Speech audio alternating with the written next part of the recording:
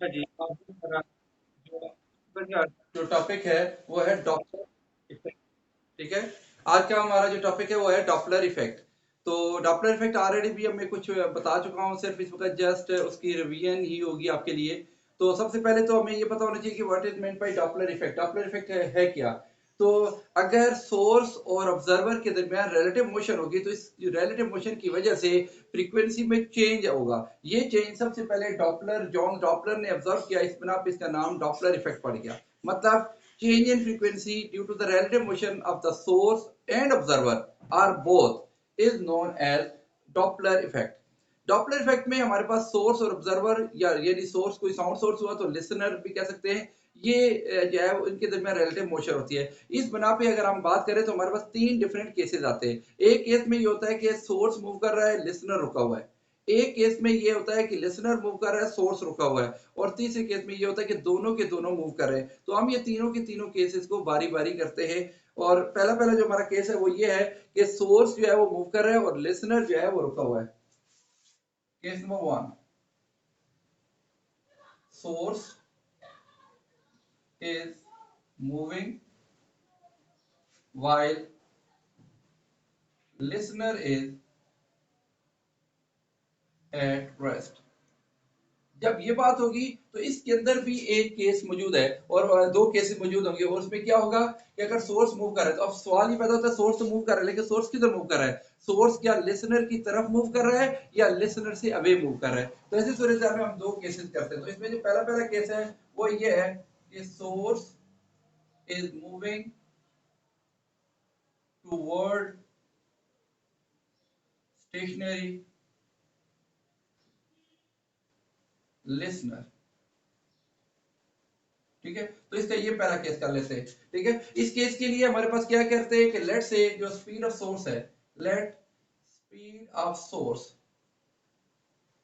Is a. अब speed of source ए है और सोर्स जो है वो लिसनर की तरफ चल के जा रहा है। जैसे ही सोर्स लिसनर की तरफ चल के जाएगा तो उससे पहले हम ये बात करते हैं कि हमारे पास जो सोर्स है वो हमारे पास एक साउंड जनरेट कर रहा है। और वो जो साउंड जो भी जनरेट हो रही है उस साउंड की एक खास फ्रीक्वेंसी होगी, खास वेवलेंथ होगी। तो उसकी जो फ्रीक्वेंसी का फार्मूला है जो साउंड सोर्स का है, ठीक है, उसकी फ्रीक्वेंसी का formula F is equal to V over lambda. V speed of sound और लेमडा उसकी वेवलेंथ। तो ये उसकी फ्रीक्वेंसी है और उसकी जो वेवलेंथ होगी वो lambda is equal to V over F. This is the original frequency and the wavelength of the sound source. तो ये ओरिजिनल फ्रीक्वेंसी है और ओरिजिनल वेवलेंथ है। अब हमारे पास क्या सिचुएशन है कि अब हम बात करेंगे कि अगर जो सोर्स है वो अगर खुद ट्रेवल करके जा रहा है तो ऐसी सूरत हाल में जब सोर्स उसकी ऑब्जर्वर यानी लिसनर की तरफ चल के जाएगा तो उसकी वजह से जो उसकी वेवलेंथ जो अब ऑब्जर्व होगी वो जो वेवलेंथ हो जाएगी, वो वेवलेंथ क्या हो जाएगी? जो पहले वेवलेंथ कितनी थी, lambda is equal to V over F, यानी वेलोसिटी और फ्रीक्वेंसी। अब की दफा सोर्स अगर उसकी तरफ चल के जाएगा तो वेवलेंथ में डिक्रीज आ जाएगा और इसीलिए इसका नाम लेमडा डैश। और किस वजह से डिक्रीज हुआ है? उसकी वेलोसिटी, क्योंकि सोर्स अगर मेरी तरफ चल के आ रहा है तो उसकी सोर्स की चलने की वजह से वेवलेंथ में यानी स्पीड की रिलेटिव मोशन में फर्क आ जाएगा। तो v minus A over F, क्योंकि पहले वेलोसिटी थी v, अब क्योंकि सिर्फ v नहीं, अब v के साथ यानी ऑब्जेक्ट भी यानी सोर्स भी चल के आ रहा है तो रिलेटिव जो वेलोसिटी हो जाएगी वो v minus A over F बन जाएगी हमारे पास। यानी यहाँ पे हम कहते हैं वेवलेंथ में कमी आ गई है। ठीक है, अगर वेवलेंथ में कमी आ गई तो लाजिम बात है फ्रीक्वेंसी में चेंज हो जाएगा। और देयरफॉर तो फ्रीक्वेंसी का जो चेंज होगा जिसे हम एफ डैश कहेंगे, वो फार्मूला क्या, एफ का क्या फार्मूला, वी ओवर लेमडा। तो यहाँ पे हो जाएगा V over lambda dash. Lambda dash की ये वैल्यू पुट कर दे तो F dash is equal to V over lambda dash की जगह V minus A over F हो जाएगा।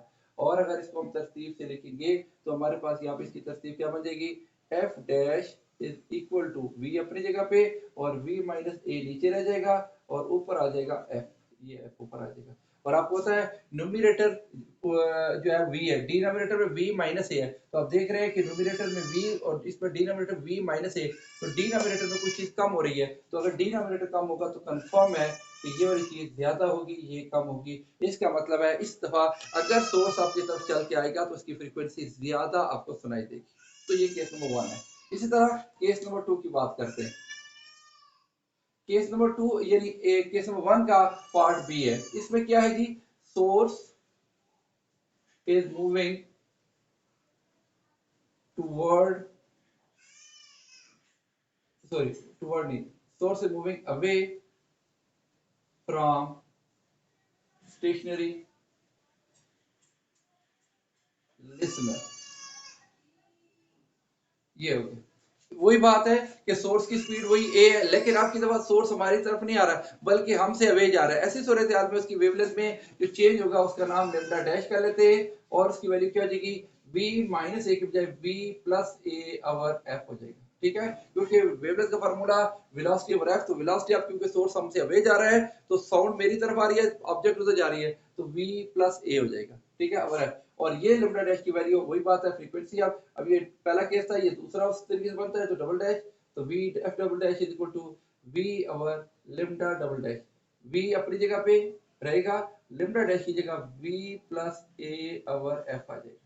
ठीक है, और ये अगर आप तरतीब से लिखेंगे तो ये v अपनी जगह पे और v प्लस a नीचे चला जाएगा और ये f ऊपर आ जाएगा यूं ऐसे, F double dash is equal to ये आ जाएगा। अगर आप गौर करें तो डिनोमिनेटर जो है इसमें प्लस हो रहा है कोई चीज, तो डिनोमिनेटर ज्यादा हुआ तो ऑटोमेटिकली ये वाली टर्म क्या हो जाएगी, ये कम हो जाएगी। F double dash is less than F, इसका मतलब ये हुआ कि अब की दफा जो फ्रीक्वेंसी अगर सोर्स हमसे अवे जाएगा तो फ्रीक्वेंसी कम, और अगर सोर्स हमारी तरफ आएगा तो फ्रीक्वेंसी ज्यादा सुनाई देगी। तो ये हमारे पास है, ये हमारा पहला केस है। इस केस में सोर्स मूव कर रहा था जबकि लिसनर रुका हुआ था। अब हम नेक्स्ट केस करेंगे जिसमें लिसनर मूव कर रहा होगा और सोर्स चल रहा होगा। लेकिन एक बात का ख्याल रखिएगा, इसमें जो इंपॉर्टेंट चीज है जो अगले थर्ड केस में आएगा, कि इस केस में आप याद रखिएगा जब सोर्स मूव कर रहा था तो उसकी वेवलेंथ में फर्क आ रहा था। तो याद रखिएगा कि सोर्स की वजह से वेवलेंथ में इंक्रीज और डिक्रीज आता है, बस ये याद रखिएगा।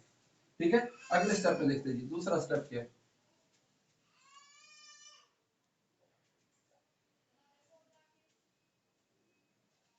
केस नंबर 2 जो है, इसमें हमारे पास क्या सिचुएशन होगी केस नंबर 2 में, कि हमारे पास जो सोर्स है वो जो है वो रुका हुआ है और जो लिसनर है वो मूव कर रहा है। Listener is moving while source is at rest। ये हमारा केस है। इसमें हमारा जो पहला पहला केस आएगा वो फिर उसी तरीके से दो केस बनेंगे। एक केस में ये है कि लिसनर जा किधर रहा है, ये listener is moving toward stationary source.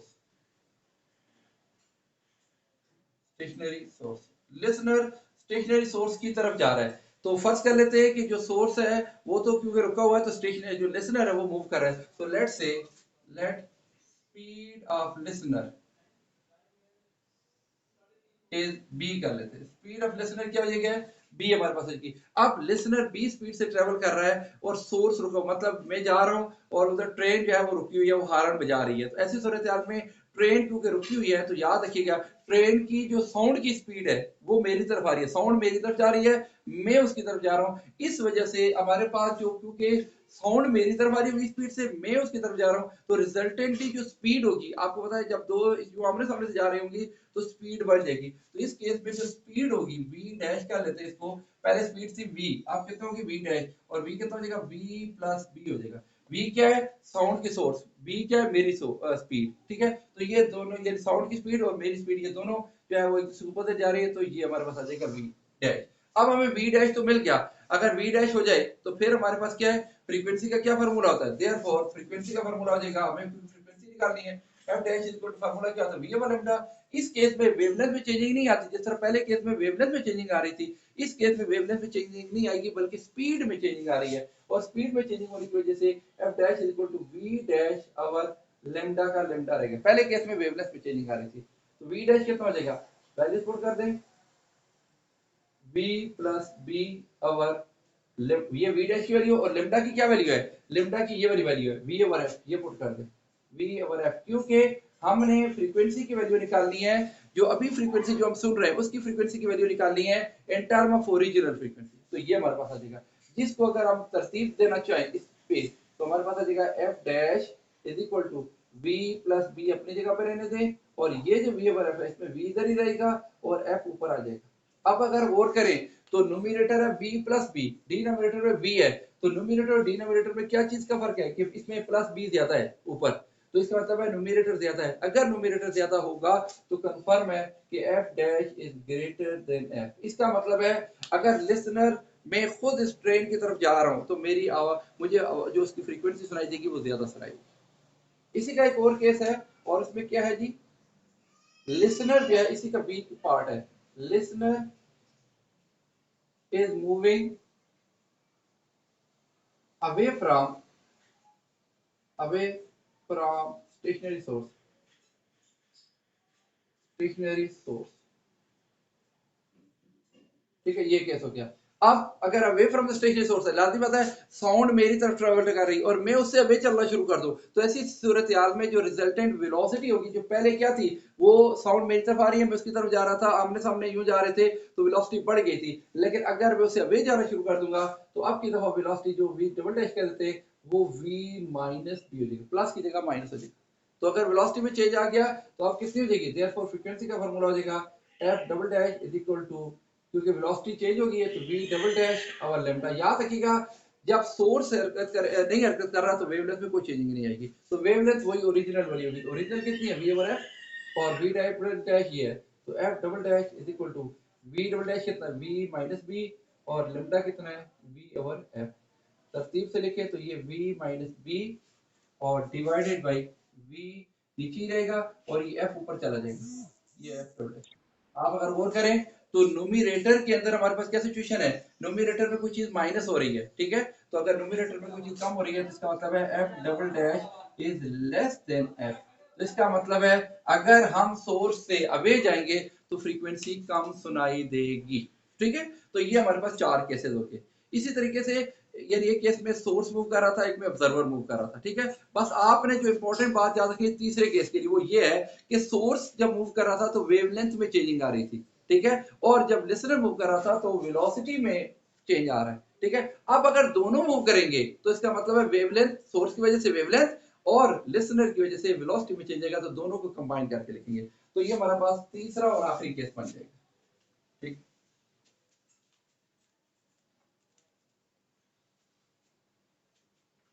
ये हमारा तीसरा केस ये होगा, केस नंबर 3। केस नंबर 3 में क्या है, source and listener both are moving. अब इस केस में भी हमारे पास दो मजीद केसेस बन जाएंगे, क्योंकि सोर्स और लिसनर दोनों मूव करें तो अब सवाल ही पैदा होता है दोनों कैसे मूव करें। अगर दोनों के दोनों एक दूसरे की तरफ, सोर्स और लिसनर एक दूसरे के आमने सामने आ रहे हैं तो फिर क्या होगा, source and listener are moving toward each other, toward each other.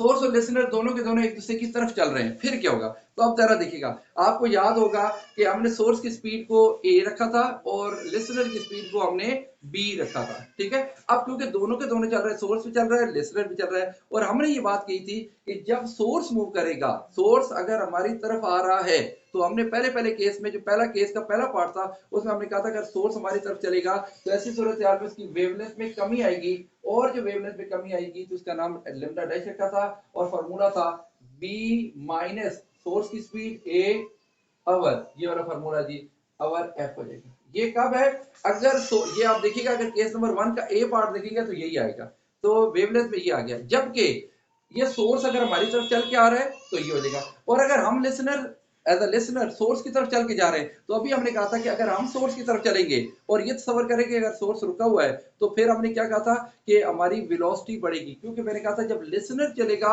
Listener move करेगा तो वेलोसिटी में फर्क आता है, और जब सोर्स मूव करके आएगा तो वेवलेंथ में, और लिसनर की वजह से हमारे पास क्या हो जाएगा, वेलोसिटी में जो चेंज है कितनी है, साउंड मेरी तरफ आ रही है v स्पीड से, मैं उसकी तरफ जा रहा हूँ, ठीक है, तो v प्लस बी क्यों, मेरी लिसनर एज अ लिसनर की स्पीड मेरी क्या है, बी है, तो वेलोसिटी ये बन गई। अगर आप गौर करें तो जो केस नंबर 1 का पहला पार्ट और केस नंबर 2 का पहला पार्ट दोनों यही है, उसमें लिम्डा और वेलोसिटी है। अब लिम्डा डैश भी चेंज हो रहा है, वेलोसिटी भी चेंज हो रही है, क्यों, दोनों ही हरकत करें। अब जरा फ्रीक्वेंसी का फार्मूला क्या होता है, f is equal to v over lambda, क्योंकि वेलोसिटी और वेवलेंथ दोनों ही चेंज हो रहे हैं तो फ्रीक्वेंसी कितना हो जाएगा, f dash is equal to v over lambda होता है, तो यहाँ पे दोनों ही चेंज हो रहे हैं तो v dash over lambda dash. Values put करें, v की वैल्यू होगी है v प्लस b और लेमडा डैश की वैल्यू होती है v minus A over F. अगर आप इसको तरतीब देंगे तो तरतीब में क्या हो जाएगा, f dash is equal to v plus b divided by, ये v माइनस बी इधर ही रहने, v माइनस इधर ही रहने दो और f ऊपर ले जाए, तो ये हो जाएगा।